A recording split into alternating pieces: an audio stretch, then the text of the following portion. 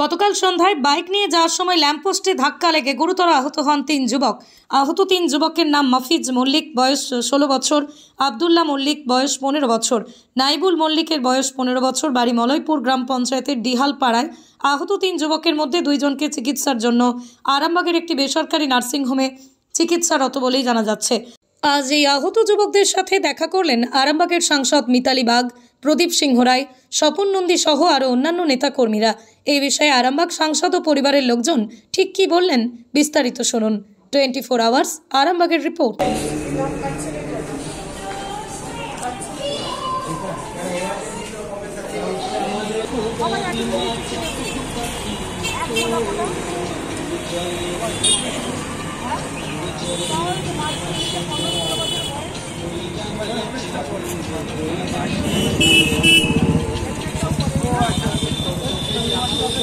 সাংসদ আমার গাড়ি গতকাল গাড়িতে নিয়ে বেরিয়েছিল, বেরিয়ে একটা পোস্টারে ধাক্কা মারে। তার জন্য মেম্বার হন আমার যে খালা, তার এটা হচ্ছে মেম্বার গাড়ি ছিল, ঠিক আছে, মেম্বারের সামনে দাঁড়িয়েছিলেন। ওই জন্য সে নিয়ে দেখতে হচ্ছিল যে কেমন আছে না আছে। কজন আহত হয়েছে? কজন? 3 জন আহত হয়েছে। এখানে কজন ভর্তি আছে? 2 জন আছে। তাদের নাম একটু? তার নাম হচ্ছে আব্দুল্লাহ মল্লিক, মাফিজ মল্লিক। বয়স কত? বয়স আর একজনের? এখন আরামবাগ মেডিকেল আছে। এখন কেমন আছে? এখন ভালো আছে। সাংসদ এসে কি বললেন আপনাদেরকে? সাংসদ বললো এভাবে গাড়ি হেলমেটে না চালাতে মানা করলো, সতর্কতা করে গেল এইভাবে যেমন না চালানো হয়। বড় সুপারিশ করে দিয়েছে আরজিকর মেডিকেলেতে নিয়ে যাওয়ার জন্য। আমরা তো কলকাতার ব্যাপারে কিছুই জানি না। মাননীয় সাধারণ সম্পাদক আমাদের অভিষেক বন্দ্যোপাধ্যায়ের হাত ধরে সকল রকম বিরাট বড় একটা জায়গায় পৌঁছে দিয়েছিল। তার জন্য খুব তাড়াতাড়ি আমার দুটো ছেলের চিকিৎসা করাতে পেরেছি। আমার দুটো চিকিৎসা পেয়েছি। আপনার নাম? আমার নাম শেখ নাজিম। যারা আহত হয়েছে তাদের বাড়ি কোথায়? তাদের বাড়ি কিন্তু দেয়ালপাড়া।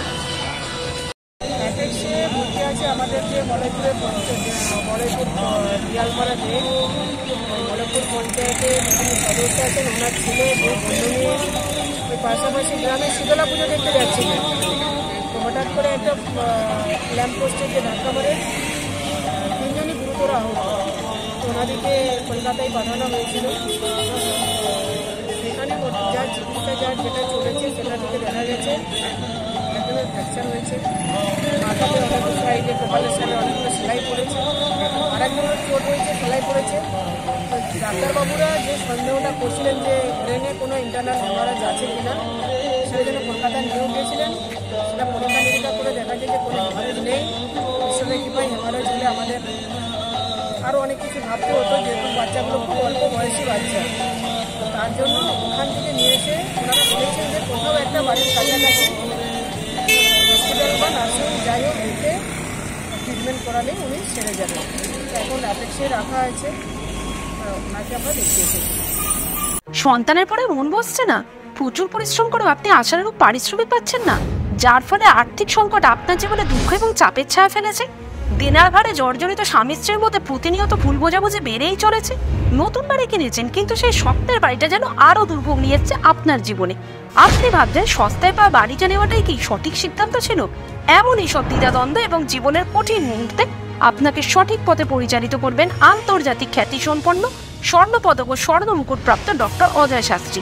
তিনি শুধু আপনাকে পথই দেখাবেন না, আপনার জীবনে সত্যিকারের সুখ, শান্তি, ঐশ্বর্য, অর্থ যেন সঠিক সময় আপনার কাছে পৌঁছে দেয় সেই দায়িত্বও নেবেন।